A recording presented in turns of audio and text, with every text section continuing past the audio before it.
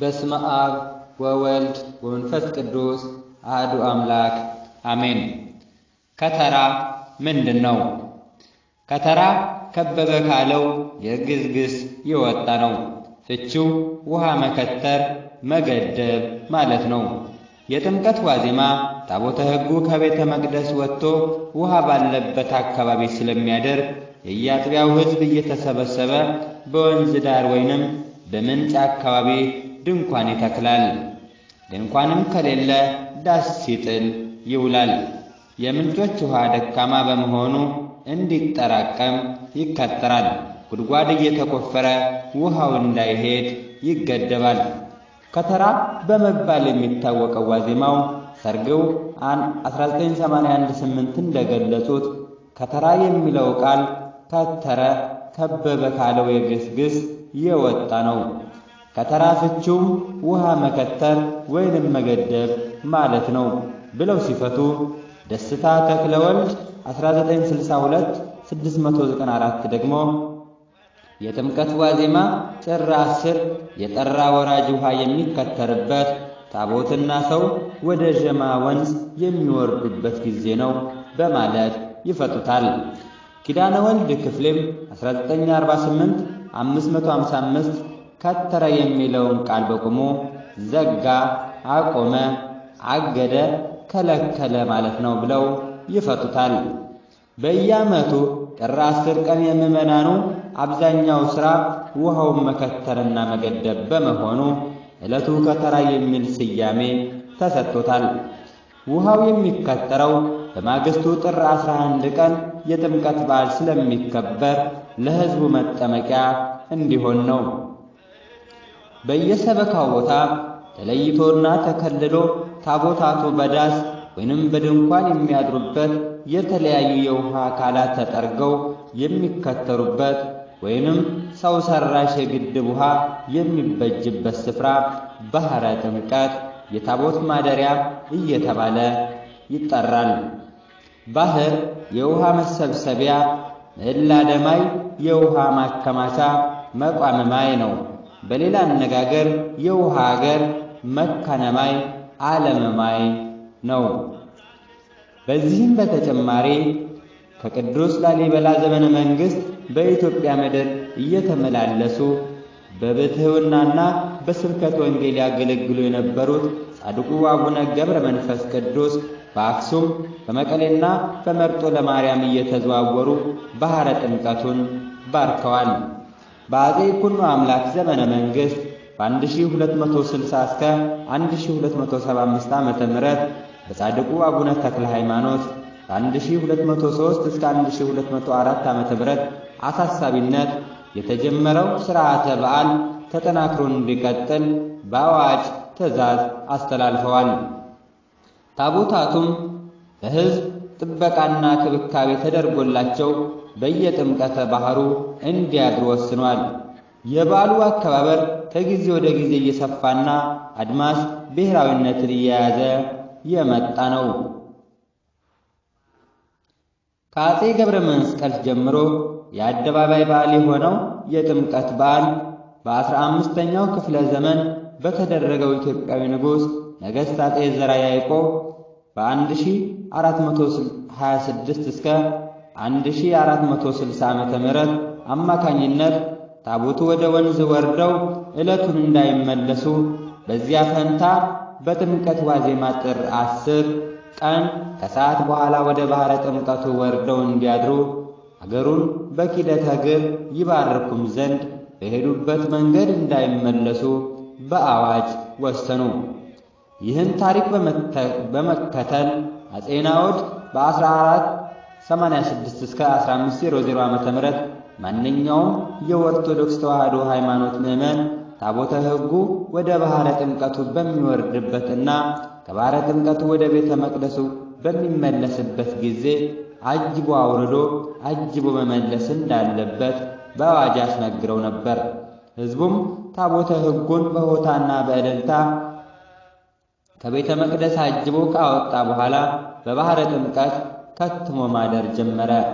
ሐመር ጥር የካቲት 1998 ዓመተ ምህረት ታቦታት ከአንድ በላይ ሆነው ወደ ከተራው ስለሚሄዱ እግዚአብሔር አምላክ ለነቢዩ ሙሴ የታቦት መኖር ከአንተ ጋር የመኖር ምልክት ነው፣ ኦሪት ዘጸአት ምዕራፍ 25 ቁጥር 1 እንዳለው ታቦተ ሕጉን ተሸክመው ዮርዳኖስን እንደተሻገሩት ካህናተ ኦሪት ካህናቱ የማይለወጠውን ታቦተ ሕጉን በራሳቸው ተሸክመው የብሉይን ሥርዓት ከሐዲስ ኪዳን ጋር አንድ አድርገው የሐዲስ ኪዳን መሠረት ኢየሱስ ክርስቶስን እያሰቡ ካህናት አዲስም ወደ ከተራ ዮርዳኖስ ይጓዛሉ።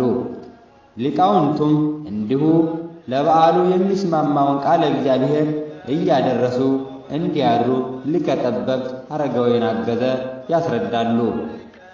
ሊቀ ጠበብት አያይዘውም የከተራ ዕለት ጥር 10 ቀን ኢየሱስ ክርስቶስ በዮሐንስ እጅ ለመጠመቅ ከገሊላ ወደ ዮርዳኖስ ወንዝ የሄደበት ለማዘከር ሊቃውንተ ቤተ ክርስቲያን አዳፌ ነፍስ ለጻድቃን የሚለውን ዋዜማ ይቆማሉ። የዋዜማው ቀለም ከቀኑ በ4 ሰዓት በመላው አጥቢያተ ቤተ ክርስቲያናት ይጀመራል። ከዚያም የዋዜማው ሥርዓት ቅዱስ ተብሎ እስከ ሰላም ያለው ቀለም ይደርሳል። በዕለቱም ቅዳሴ ይቀደሳል። ታቦተ ሕጉን የሚያነሱት ሰሞነኛ ካህን ከምግበ ሥጋ ተከልክለው ለዕለቱ የሚገባውን ጸሎት ያደርሳሉ። በከተራው ዕለት ድንኳን ተተክሎ ዳሱ ተጥሎና ውሃው ተከትሮ ሁሉም ነገር ከተስተካከለ በኋላ ታቦተ ሕጉ የሚንቀሳቀስበት ሰዓት ሲደርስ የየቤተ መቅደሱ ታቦታት በወርቅና በብር መጎናጸፊያ እየተሸፈኑ በተለያየ ኅብር በተሸለሙ የክህነት አልባሳት በደመቁ ካህናትና የመጾር መስቀል በያዙ ዲያቆናት ከብረው ከቤተ መቅደስ ወደ አብርህት ምጥማቃት ለመሄድ ሲነሱ መላው አብያተ ክርስቲያናት የደወል ድምፅ ያሰማሉ። ምዕመናን ከልጅ እስከ አዋቂ ከአጸደ ቤተ ክርስቲያን ታቦታቱ በሚያልፉባቸው መንገዶች ለጥምቀት ያልሆነ ቀሚስ እንደሚባለው ያማረ ልብሳቸውን ለብሰው በዓሉን ያደምቃሉ። ሊቀ ጠበብት የበዓሉን ሂደት ሲገልጹት ታቦቱ ከመንበሩ ክብሩ ሲነሳ የወም ፍስሐ ኮነ ተብሎ ከተጸነጸነ በኋላ ታቦቱ ወጥቶ ወረደ ወልድም ሰማያት ውስጠ ምጥማቃት የሚለው ሰላም በሊቃውንቱ ይዘመራል፣ ይጸነጸናል፣ ይመላለሳል። የወርቅ ካባና ላንቃ የለበሱ ቀሳውስት መነኮሳት ጥላ የያዙት ከታቦቱ ጎን መስቀልና ጽና የያዙት ከታቦቱ ፊት ይሄዳሉ። እንደ ቀሳውስቱ ተመሳሳይ ልብሰ ተክህኖ የለበሱት ዲያቆናት ጥላ መስቀልና ቃጭል ይዘው እየቃጨሉ ከቀሳውስቱ ፊት በመሆን ያጅቧቸዋል። ከእነዚህም ሌላ ካባ፣ ላንቃ፣ ጭንግ ድርብ የለበሱ መዘምራን የብር የነሐስ መቋሚያና ጽናጽን ይዘው ወረደ ወልድ የሚለውን አመላለስ እያሸበሸቡ ዲያቆናቱን ቀድመው ይሄዳሉ። የደብር አለቆችና አበው ካህናት ታቦታቱን ተከትለው ይጓዛሉ። የሰንበት ትምህርት ቤት ተማሪዎችም በተለያዩ ቀለማት ባሸበረቁ አልባሳት ተውበው ትርኢት እያሳዩ ወረደ ወልድ፣ እግዚኦ መርሃ፣ ሆረ ኢየሱስ እና ሌሎችንም የአማርኛ መዝሙራትን እየዘመሩ እናቶች ነይ ነይ እምዬ ማርያም እያሉ ሌሎችም ምስጋናዎችም እየቀረቡ ጉዞ በዝግታ ወደ ጥምቀተ ባህር ይሆናል። የከተራ በዓል ማክበሪያ ቦታ እንደደረሱ ታቦታቱ በድንኳኑ አጠገብ ቆመው ወረደ ወልድ የሚለው ሰላም ተመርቶ በአግባቡ ከተዘለበ በኋላ ጸሎት ተደርጎ የዕለቱ ትምህርተ ወንጌልና ዝማሬ ከቀረበ በኋላ ውዳሴ ማርያም፣ መልካ ኢየሱስ ተደግሞ ታቦተ ሕጉ ወደ ተዘጋጀላቸው ድንኳን ይገባሉ። ሰርገው 1981 ከቁጥር 9። በሁለተኛ የአገልግሎት ክፍል ካህናቱ ስብሐት እግዚአብሔር ሲያደርሱ ያድራሉ። በመንፈቀ ሌሊትም ሥርዓተ ቅዳሴው ተጀምሮ ከሌሊቱ 9 ሰዓት ሰርሖተ ሕዝብ ይሆናል። በነጋታውም የሥርዓተ ጥምቀቱ መርሃ ግብር ይቀጥላል። የከተራ በዓል ምሳሌነት በበዓለ ጥምቀት ዋዜማ የታቦቱ ወደ ወንዝ መውረድና የባሕረ ጥምቀቱ መዘጋጀት ሃይማኖታዊ ታሪክና ምሳሌ አለው። የቃል ኪዳኑን ታቦት አክብሮ መጓዝና ወደ ወንዝ መውረድ የተጀመረው በአሮን ልጅ በአልዓዛር ጊዜ ነው። ኢያሱ በሙሴ እግር ተተክቶ ሕዝበ እስራኤልን እየመራ ከዮርዳኖስ ወንዝ ሲደርስ ባህሩ ከሁለት ይከፈልና ወራጁም ይቆም ይከተር ነበር። እስራኤል ዘሥጋ ወደ ምድረ ርስት ለመግባት የዮርዳኖስን ወንዝ ሲሻገሩ ድንኳን ጥለው የቃል ኪዳኑን ታቦት በድንኳን ውስጥ አድርገው ሌዋውያኑ በዙሪያው ካህናቱ ደግሞ በውስጥ ሆነው እግዚአብሔርን እያመሰገኑ አድረው በማለዳ ተሻግረዋል። መጽሐፈ ኢያሱ ምዕራፍ 3 ከቁጥር 8 እስከ 9። ካህናቱ የቃል ኪዳኑን ታቦት አክብረው የወንዙን ዳርቻ በረገጡ ጊዜ እንደ ክረምት ማዕበል ይወርድ የነበረው ውሃ ግራና ቀኝ ተከፍሎ እንደ ግድግዳ ወደ ላይ ቆሟል። ሕዝቡ ተሻግሮ እስከሚያበቃ ታቦተ ጽዮንን ያከበሩት ካህናት ከወንዙ መሃል ይቆሙ ነበር። በዚህ መሠረት ወተጠምቃ እገሪሆሙ ለካህናት፣ ይህም የካህናት እግሮቻቸው የዮርዳኖስን ውሃ በመርገጣቸው እንደ ጥምቀት ሆናቸው።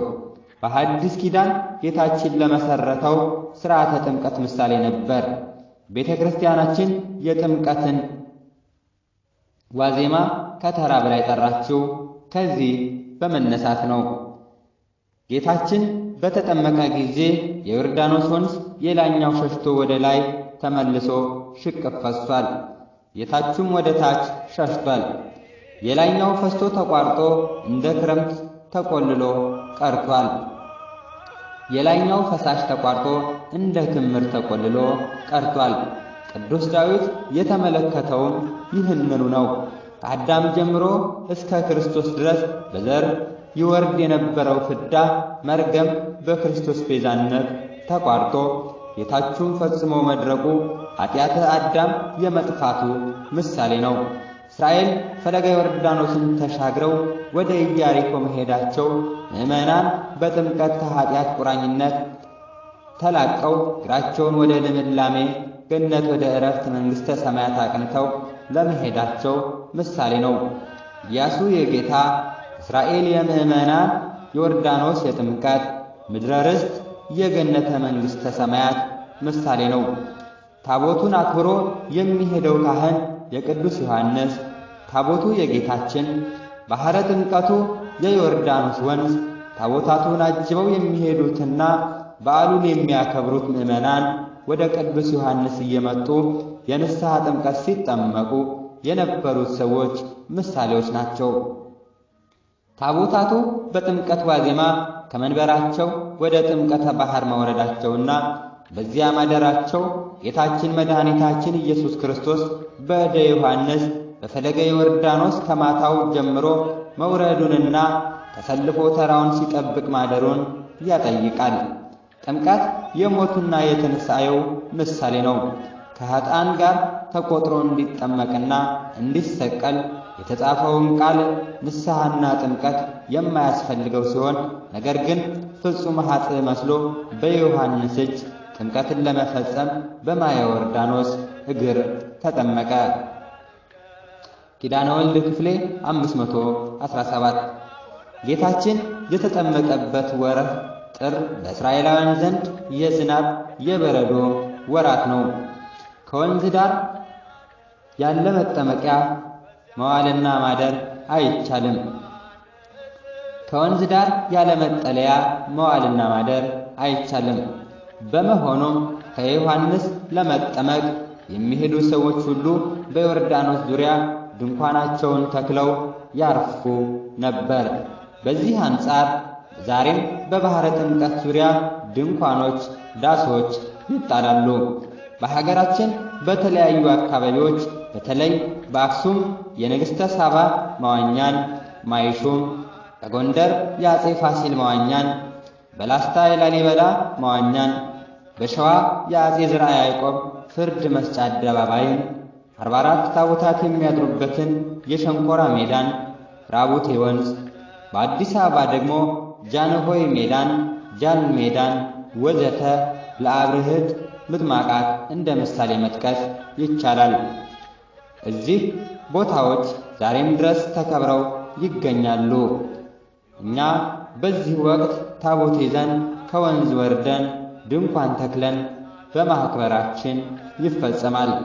ወስብሐት ለእግዚአብሔር ወወላዲቱ ድንግል ወለመስቀሉ ክቡር አሜን።